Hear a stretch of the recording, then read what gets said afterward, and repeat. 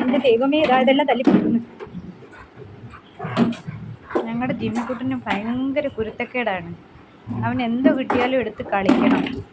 ചൂലായാലും ബക്കറ്റായാലും എല്ലാം എടുത്തുകൊണ്ട് ഓടും. ഞാൻ പിടിക്കാൻ ചെന്നാൽ അവൻ ഓടും, എൻ്റെ കൈ തരത്തേ ഇല്ല. ഇപ്പം അകത്തുനിന്നൊരു സ്റ്റൂൾ എടുത്തിട്ടുണ്ട് കളിക്കുക.